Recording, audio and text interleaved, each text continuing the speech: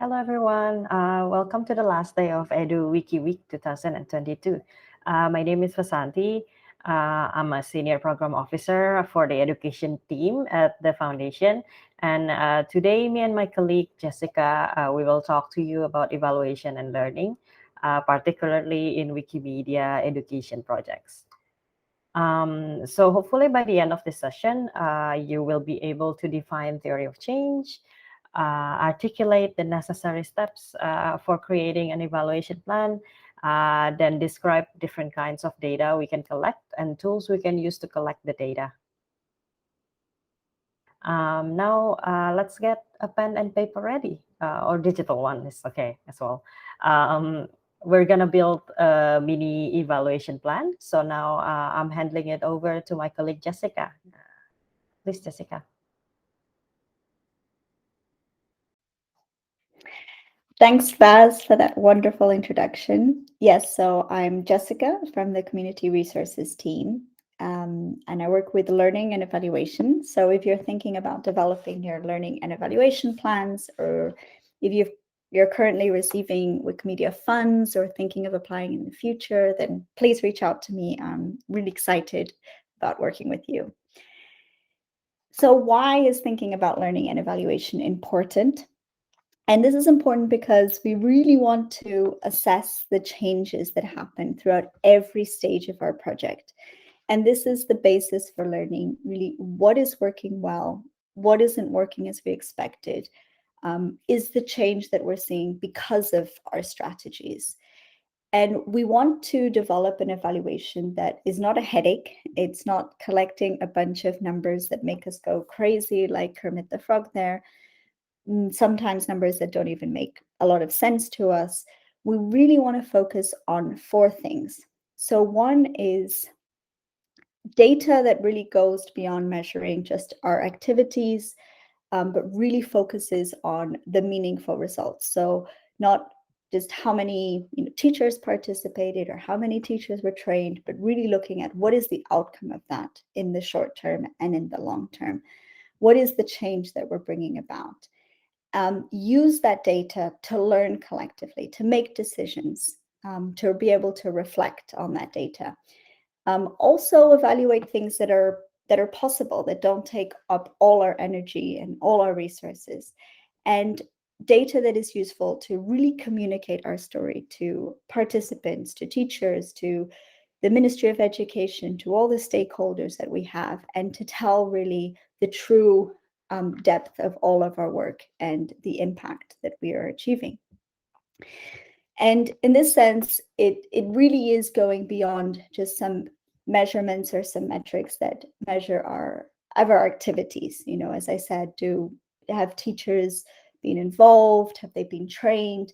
We need to really go in deeper and understand why that happened. What was it in our strategies that were successful, or what are it in our strategies that aren't working and there are still barriers and we're not really looking at some of the key issues, how that change happened, who did it happen for, and we really need to go into a deeper evaluation to understand that.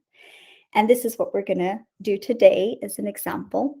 So how do we create this learning and evaluation framework? And there are many ways of doing this, many different theories and methods. One of the methods that we're going to use and that we're incorporating into the Wikimedia Funds project program is the theory of change. So I'm going to give you a quick overview, and we're going to start dissecting each one of these sections through a case study, and you're going to help us build this collectively. So what is the theory of change? In our theory of change, what we want to define is, how are we attempting to create change? What is it that we hope to see as a result of our work, both in the short run, the immediate outcomes of our work, but also in the long term? What are the changes that we're hoping will happen? What is the impact? And what are we assuming? Why do we think that it's our strategies that are going to create those changes? What are our beliefs? What are our assumptions? And once we have this theory of change clear, then we need to think about what are the questions that we need to ask ourselves to test if our assumptions are correct, to test if it really is our strategies that are creating that change. How can I see if I'm really moving in the right direction, or do I need to make changes and make those changes whilst I'm implementing the project and not wait until the project is ended? And when I know which are the questions that I need to ask, then I need to know what data it is that I need to collect to be able to answer these questions. And a lot of the time we start by looking at the data first and defining some metrics, but not really going through this process of what is my theory of change? What are the questions I need to ask myself to test if that theory is correct? And then what is the data that I need to know? And then define who needs to collect that data. What are the tools to collect that data? What is the timing that I need to collect that data? And finally, something that is really key and is often forgotten is, what do I do with that data? What do I do so that this is useful for our teams? This is useful for teachers. This is useful for our stakeholders, our partners, the Ministry of Education, and all the different actors that are involved. I need to think of the learning spaces where I can sit and reflect on this data, make decisions based on this data, and think of how this will affect our work in the future. So we need to create a learning and communication plan to reflect on our work and to tell the story of our work. So this might seem like a lot, and this is why we're going to start dissecting each part of this theory of change to create a learning evaluation plan by using a case study. So this is Wikimedistas de Bolivia, Leamos Wikipedia en la clase, which is reading Wikipedia in the classroom. First of all, a big thanks to Olga and Erlan for letting us use this case. It's just an example, so we definitely will not be honoring the richness and the detail of this project or the wider reading Wikimedia in the classroom program, which is developed in several countries. I think yesterday we heard from Ghana and Nigeria. This has been done in Morocco, in the Philippines, with all the support of the wonderful educational team. So we're just using this as a very broad brush, just as an example to walk you through the theory of change. So here is some of the context of this grant proposal that was approved in 2021. So this was a project that was developed as a second phase of the pilot project of reading Wikimedia in the classroom in 2020. And in this new version, some of the challenges that Wikimedia Bolivia were seeing were obviously an educational system still affected by the pandemic, the need to reach a broader number of teachers with teaching techniques in this digital environment and develop student skills specifically in media and information literacy. And so what do they see as a solution is, how can we promote Wikipedia as a pedagogical tool to foster these critical skills? And how do we build on that learning from the pilot project, where there was a positive acceptance from a group of teachers and a lot of satisfaction about the contents, the methodology, and really seeking to expand this. So some of the goals that the project laid out is, one, to improve teachers' understanding of how to use Wikipedia as a pedagogical tool, how to develop some really good educational resources that are contextualized, that are translated into local languages, that can be in different formats, digital and printed, to really reach the diversity of rural Bolivia and different teachers, but also with useful activities to incorporate this into the classroom, and also how to develop a community of teachers that could be an active part of Wikimedistas, Wikimedia Bolivia. So to go beyond the project and really be part of the community and contribute to the wider goals of the movement. So based on this, they developed a plan. They developed strategies. So one is, how do we adapt and design teachers' guides into different languages, to create these resources and this curriculum for reading Wikipedia in the classroom? How do we train teachers effectively through a series of modules? How do we include, as a learning from the pilot, editing skills in the workshops that teachers wanted to learn how to build contents as part of this training? How do we support teachers with connectivity, with childcare, reduce some of those barriers that exist for teachers to participate? How do we create a communications campaign to really start building this community of teachers? And how do we create that interest for them to participate in the wider Wikimedia community in the future, and also act as mentors for teachers in future stages, so act as multipliers. So this is their plan.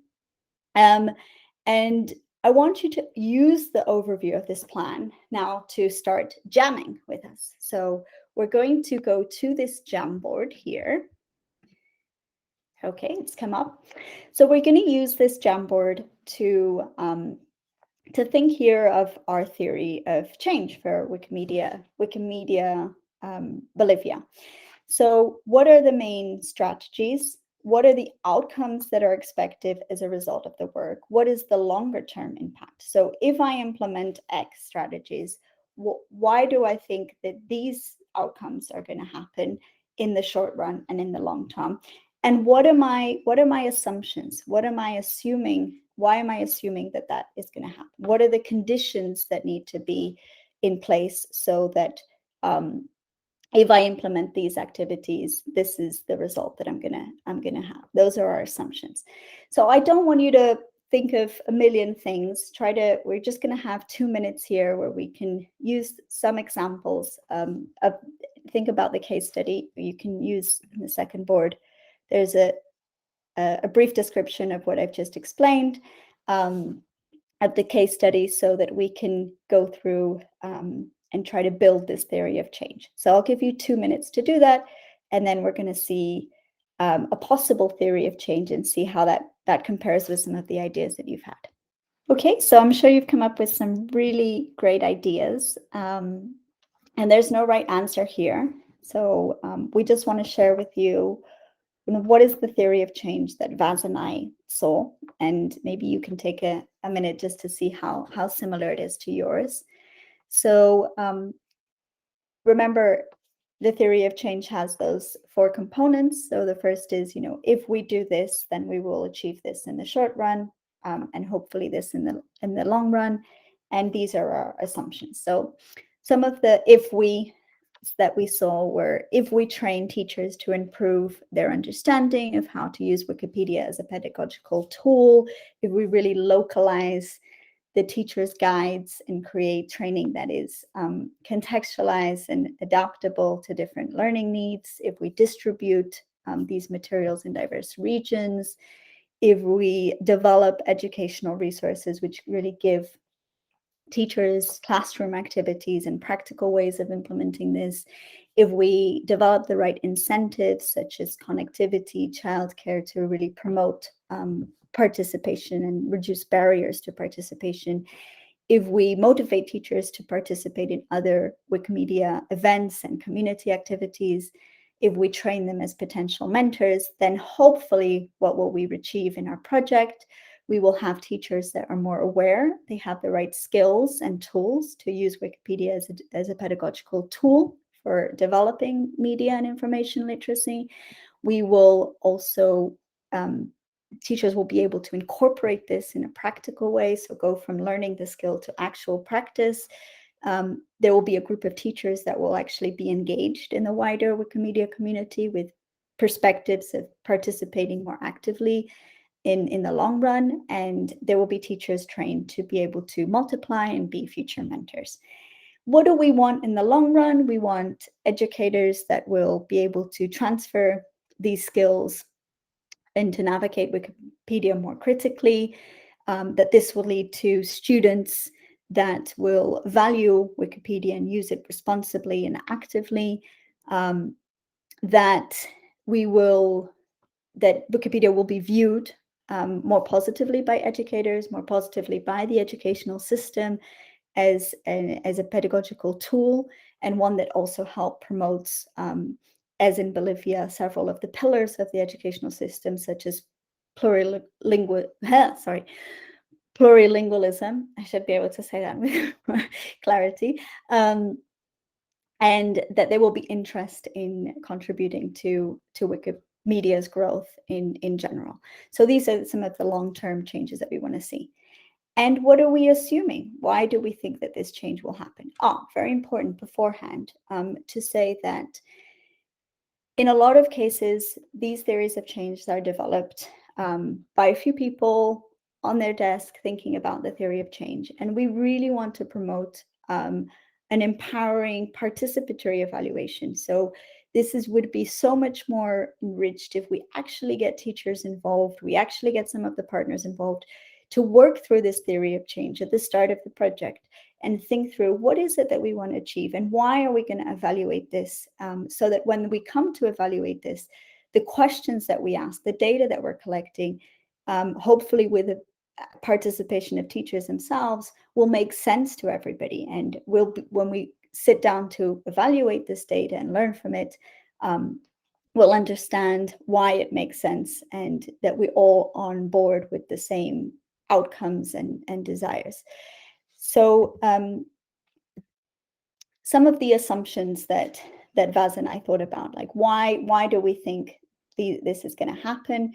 What are the conditions needed for this to happen? So we're assuming that teachers will have the interest and will have the time to incorporate the learning into the classroom, that the way that these booklets have been developed in different languages, the different sessions that are training sessions that are carried out will be a good approach, it will be a good solution, that we've properly evaluated the learning needs and have developed material that responds to this, that connectivity will not be a barrier, and that through the limited financial support, teachers will be able to participate, and that educational authorities will support the use of Wikipedia in the classroom. So all these conditions we're assuming will be met so that our change will happen.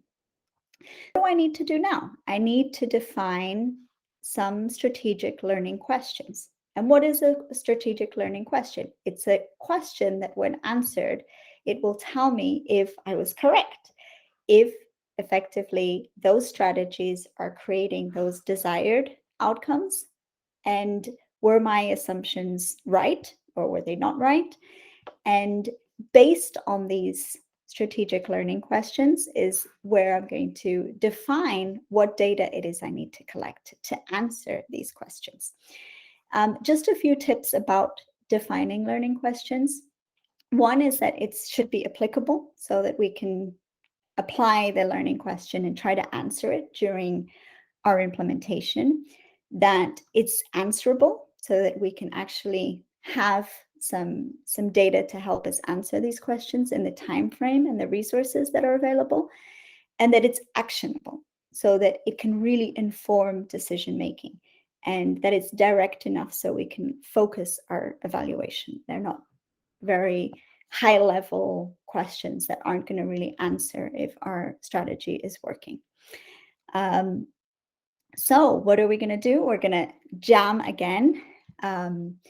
And again, don't worry if in 2 minutes you can't get down all your ideas. What we want you to do is take that theory of change that we developed together for Wikimedia Bolivia's project and think about what are some of the learning questions that might help us see if that theory of change is true, right? So we're going to go again. We're going to jump to a Jamboard that I will share here.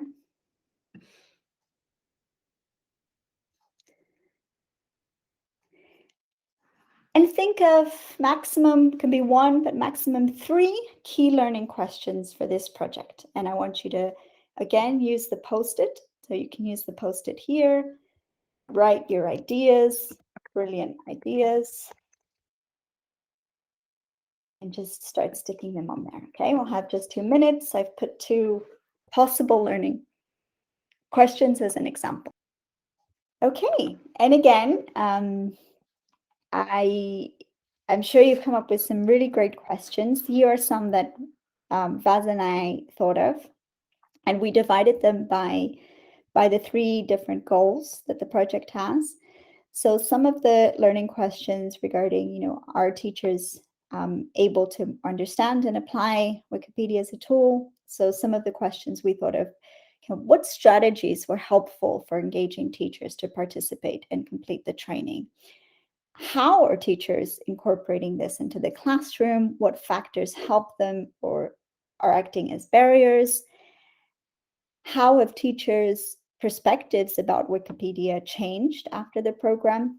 And can teachers help their students navigate Wikipedia more critically? So are they transferring these skills to their students? Another example of the question is regarding the educational resources. So what were the key elements that made these resources effective and available? Was it the content, the translation, the fact that it was printed and distributed?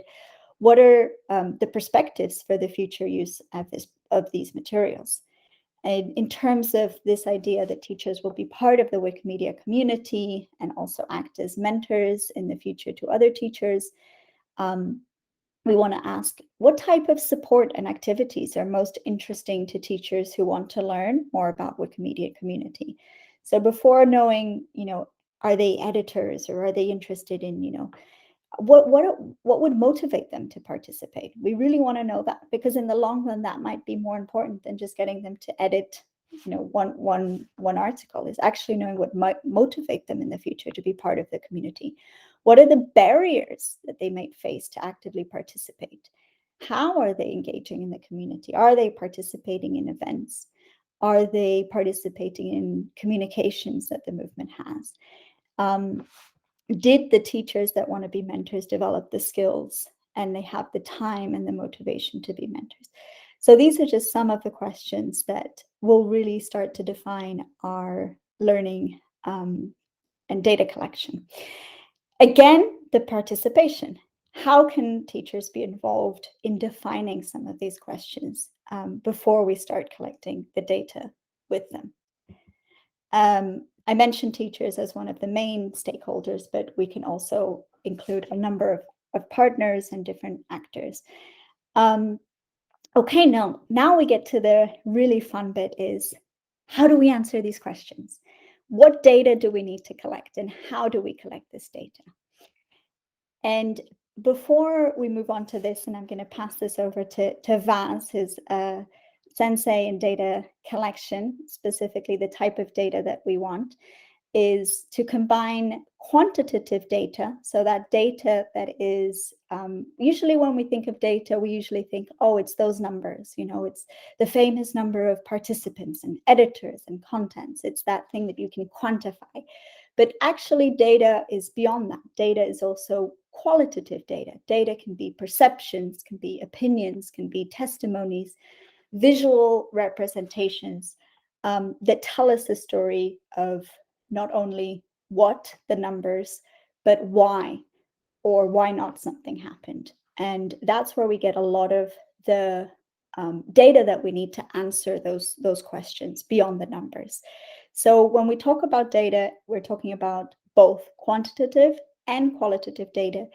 And today we're going to focus very much on qualitative methods, because we think that these will definitely help us evaluate these questions and answer these questions. So before going to jam again around some of the data, I want you to take a few minutes to analyze the data proposed by Wikimedia Bolivia in their grant proposal. Take a few seconds to think, will this data actually answer our questions, or what is missing in this data? Just going to pause there to give you some seconds to read through that. So these are a few of the observations that came out of our reflection. I don't know if some of you perceive some of these points, but really thinking about our learning questions and what we want to evaluate, we can see that there are several metrics which really are important to measure activities. Did the number of training happen? Did we achieve the number of sessions? Did we reach the right number of teachers? They're important for monitoring our work, but they won't fully answer the questions that we need to answer, right? Also, it's common to see in projects that we see as a metric, conduct an assessment survey. And that's a tool, and that's a data collection method, but it's not the data in itself, or it's not a metric in itself. We would have to really determine what is the metric that we want to calculate from the survey. For example, percentage of teachers that say that the training and resources gave them the skills needed and that they are incorporating this into the lesson planning. And that would be a metric, not the survey in itself. This one may be a good way to see if some of the skills were learned and incorporated into practice. So actually, the final works that were developed, sorry, it's meant to be this one, the 40 final works of classroom activities. And this is to show that the teachers have learned the skills, they've developed classroom activities, and they're sharing these resources. So this is could be a metric that works to help us answer some of the questions around the skills they learned and how they're putting this into practice. Then we have some of the indicators that traditionally have been required and are included in projects, but are they really relevant for the core outcomes that we're looking for? So we're not saying that we want all the teachers to become editors. We want them to learn skills in editing as part of the literacy and information skills, media and information skills. And hopefully in the future, they'd like to contribute to Wikipedia, but they're not, our main indicator isn't if they become necessarily 60 editors. And we really want to know what motivates them to continue to contribute. So just that number may not be useful. It might seem like a high number, a good number, but that's not really the focus of the outcome. And also, we're talking about using some of the different Wikimedia projects, and maybe Commons will come in, but really uploading images into WikiCommons. Yes, that may sound like a great indicator, but that's not really a focus of our intention, and it's the first time that it's been mentioned in our whole theory of change, so maybe that's not so relevant.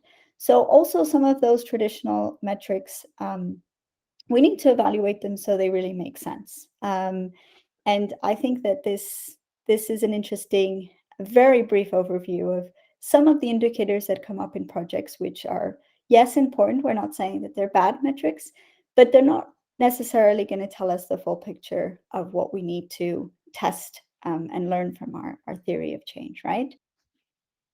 So here are some quick tips to help you recap. When you're thinking about your data, really always go back to that theory of change, to those learning questions, and see, is that data, if I collect that data, will it help me answer those learning questions? And where possible, really try to involve participants, teachers, stakeholders, partners in this process right from the start, to think about what is the data that we want to collect? How do we want to collect it? How can people be actively involved in collecting this data with us? Because you'll come up with much more powerful ideas, and people will feel ownership of this. They'll be involved in the learning and the adaptation and thinking about how to take this work forward in the future.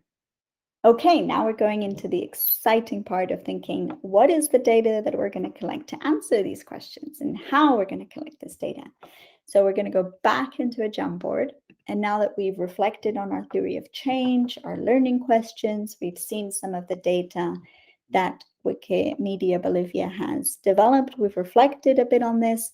Let's help them think of some of the data that will help them to answer some of those learning questions that we've thought of. And remember, here we're talking about qualitative data. I've given there some examples, such as feedback, perceptions, and then we can also think of some quantitative data that will be relevant. But let's focus more on the qualitative data that will tell us the why and the how and the deeper understanding. So take just a minute to think of one data, two, and we'll come back and share some ideas. Great. Now we've thought of some data. A few examples that Vas and I thought of was the importance of really knowing if our training strategies were effective and the resources that we have. So having as much feedback as possible on the different elements of the training format and the documents and how they were distributed and accessibility. Another is, if the percentage of teachers that feel they have the skills to support and implement this in the classroom, the skills and the support to implement this in the classroom. So things like, have they acquired the skills? Are they developing the activities for the classroom? But also, do they feel supported to do so? Are there any existing barriers for them to do in time, policies, the educational system support?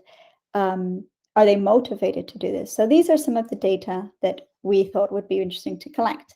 And now I am handing it over to Vas, who's going to talk about how do we collect this data. Over to you, Vas. So one of the tools that we can use, and it is quite common to use as well, is using a semi-structured interview. What kind of questions can we ask to teachers? So basically, the semi-structured interviews are used to access information from a person or small group on pre-identified topics, while at the same time allowing for new questions to arrive during questions. They can be carried out with individuals or with groups. And this kind of interview is different with like different interviews to use to generate formal survey information, because the question that we ask are not always in the same order and not always in the same way in every interview. So it really depends on how the answers are guiding us. You may also want to interview a couple of teachers that are unable to finish the training programs to understand what went wrong or what was challenging for them to continue, which can later help us determine how to tweak the program better for the next edition. So let's go to the examples. So the first example is we can ask the teacher, how did the program impacted your teaching practice?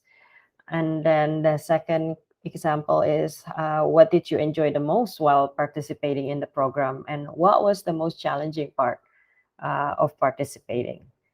With this question, we can definitely learn a lot on how we can improve the experience of teachers in participating in this program for the next cohort. And then how did the program change your perspective on Wikipedia and media and information literacy, or of using Wikipedia as part of your teaching practice? And then what did you appreciate the most or find the most challenging in the educational resources used in the program? And then you can mention the names of the resources and tools and platform that you use in the program. Note that the first question, you can also ask this when you're doing an impact evaluation, perhaps in 3 months after the completion, 6 months after the completion, or even 1 year after the teachers has finished the program. And then another tool that we can use to assess teachers' learning outcomes is artifacts. So an example of an artifact that demonstrates learning outcome is the final assignment. So teachers can be asked like to incorporate all of what they learn over the 3 modules into a lesson plan, for example. And that lesson plan is evaluated by projects team, and if they pass the requirement in the final assessment, it then leads to a certificate for the teachers. So for example, you can see on the left side, there is like a lesson plan with some pictures in it that was there was a lesson plan created by one of the teachers during the first iteration of the reading Wikipedia in the classroom. And then, so this that we use as also a tool to evaluate their learning. So we look at how many teachers are able to complete these final assignments to a satisfactory level. So we assess the lesson plans as well. And then, so there is a lot of data that we can take from reviewing the final assignments, as well as the formative assessments we use throughout the course. Other ways to use artifacts is to analyze record of classroom observations during the training. It can be online. It can also be, if you're doing this in person, you can also do the classroom observations in the actual classroom. And then you can also monitor the answers from the discussion forums and see how teachers are asking questions, how teachers are interacting with one another, with the instructor. You may also set up a peer review forms for them to fill. And then, so yeah, there are a lot of ways that we can use artifacts to demonstrate learning outcomes of teachers. And so the next one is conducting survey. This is also very commonly used to evaluate a program. So how we form and frame the question will determine our success in capturing those qualitative impacts that we wanted to learn. For example, question number one, we would like to know if the program has done its job to help teachers incorporate Wikipedia in the classroom. So the question is, do you think the program is helping you to better incorporate Wikipedia in your classroom to foster media and information literacy skills? And then question two, you can see clearly that it says, how confident are you in applying your new knowledge and skills about Wikipedia in the next school year? So this question two is trying to figure out whether teachers' confidence level to incorporate Wikipedia has increased, and whether teachers are also thinking of incorporating it in the next school year or semester. So you can see like our teacher motivated to incorporate it in the next school year or semester. And then you can also turn this question in confidence into a Likert scale, for example. So say from 1 to 5, 1 being I'm still very skeptical, to 5 being I'm very confident. Like how confident are you in applying your new skills about Wikipedia in your classroom? So yeah, think about different ways. Yeah, you can ask the survey questions. And then for sample question number 3 is about to understand if teachers can fully comprehend the content and are able to prepare to guide their students in using Wikipedia. So like you notice, the answers type on the right side, a lot of these examples are open-ended questions. But then as I mentioned, there are ways to turn this survey into easier questions to answer by the teachers. For example, if there are a lot of open-ended text box questions, like a lot of people tend to be discouraged to finish survey if they are faced with this kind of big questions where they have to write their answers in the text box. But if you see on number 4, for example, we can turn a big question into several statements and provide options for teachers to choose instead of asking them to describe their experience or perceptions. So yeah, here on number 4, we would like to know how are the teachers' perceptions toward Wikipedia has changed over after they participated in the teachers' training. So you can ask, like, do you somewhat agree or disagree with the following statements? So particularly for the statements asking about perceptions, it was also a way, there's also a way to collect baseline data by asking them these questions and by asking them this, presenting them these statements um, before the program started or in the pre-program survey.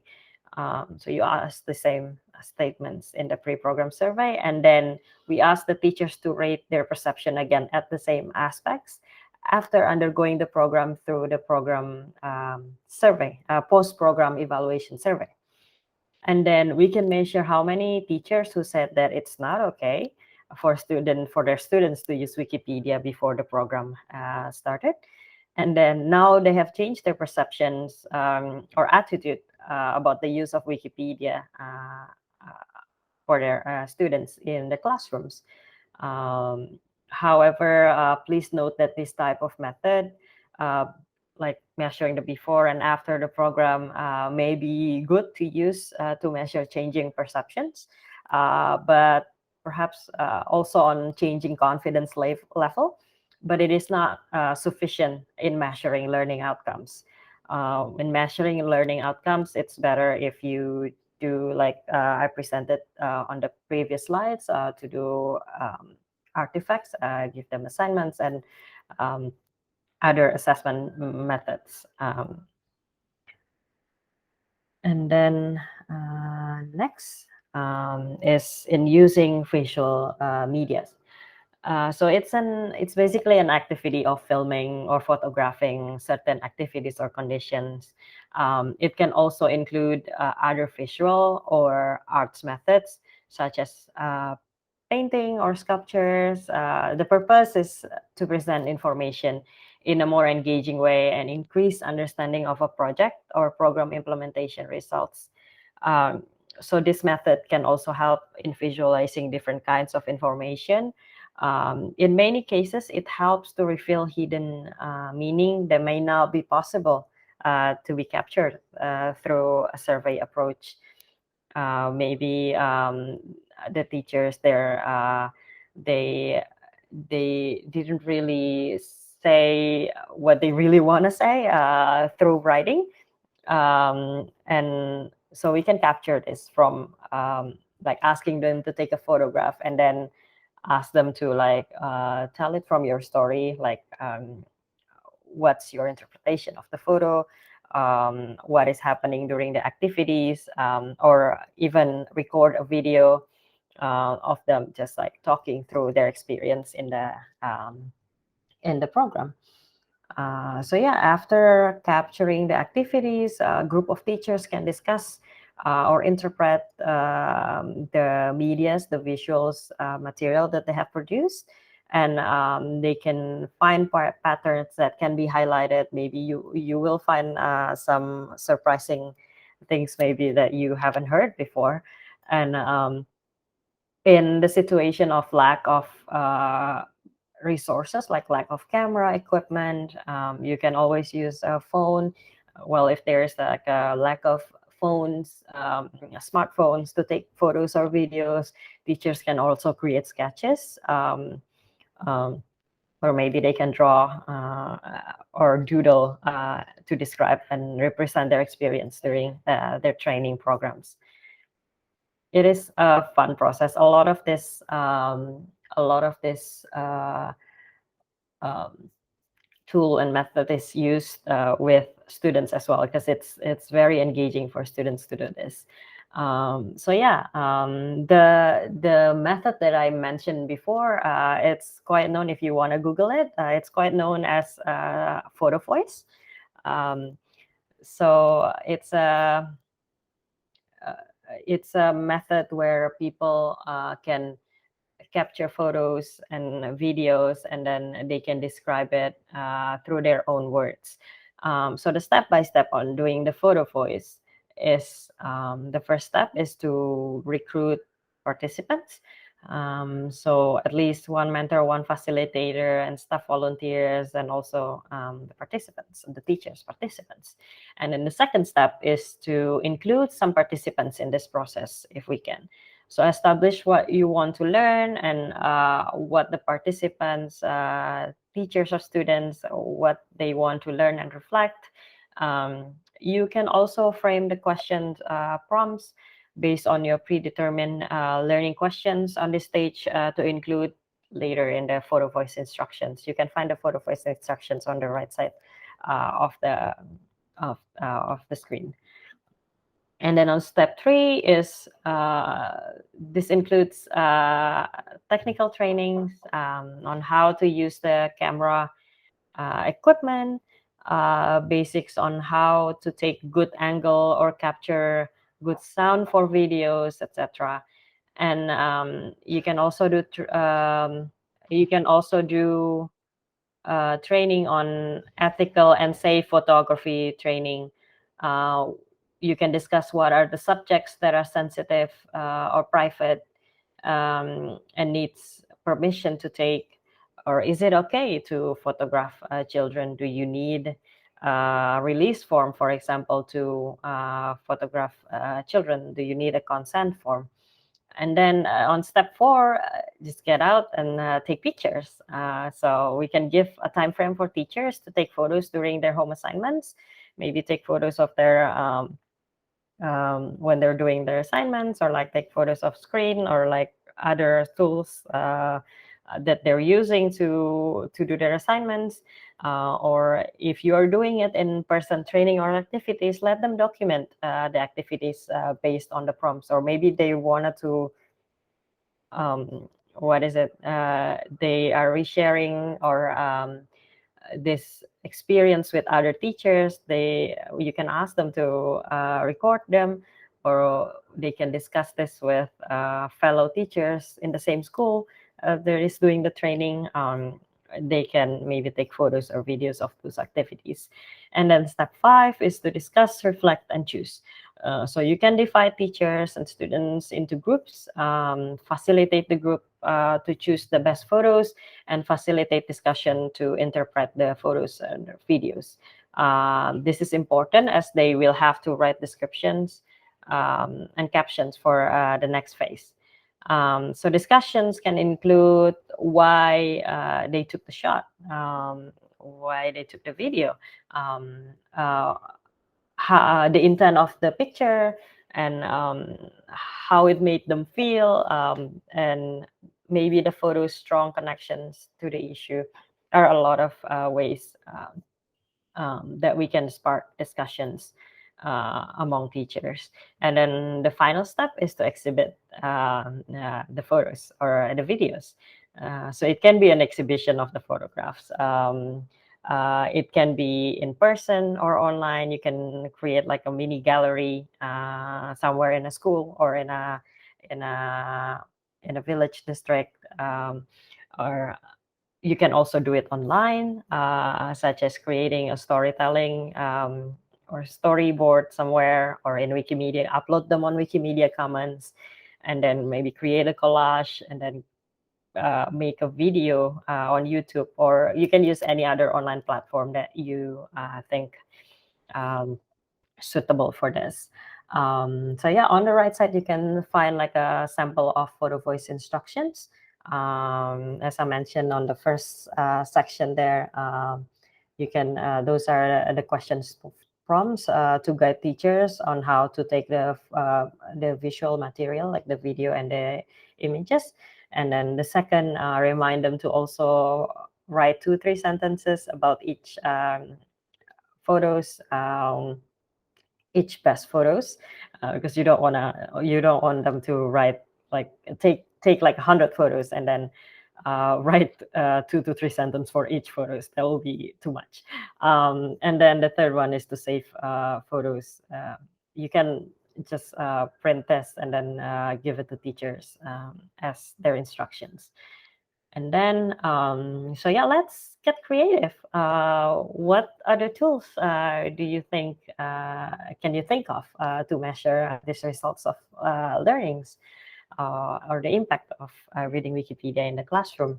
Let's head over to a Jamboard. I'll give you like 2 minutes, I think, to capture your ideas. And then I'll link the Jamboard in the chat as well.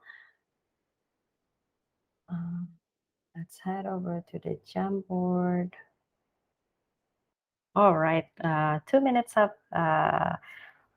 For those of you watching live, feel free to come back and add more things to the Jamboard. For those watching the recording, feel free to pause the video and maybe take your time thinking about what are the tools you can use to measure results of this project. Also, feel free to share your thoughts in the comment section too. And then now let's move on to the next section. So now we've collected the data, and now what? So Jessica will explain how to share our learning and findings. Next, Jessica. So now just to finalize, as I said in the beginning, it's really important that we take the time, now that we've gone through this whole effort of collecting data and doing all these wonderful things that Vas has described. How do we create the time, the space, and the methods to really learn from this data collectively and take decisions based on this data? So some ideas are having learning sessions with our peers and our teams. So Wikimedia Bolivia, in this case, to get their teams together and really reflect and make decisions based on the data. It's a good practice to do this every with some frequency, so every 3 months for a year's project. I've linked in some fun strategies to do this type of learning retrospectives and using the data to be able to learn.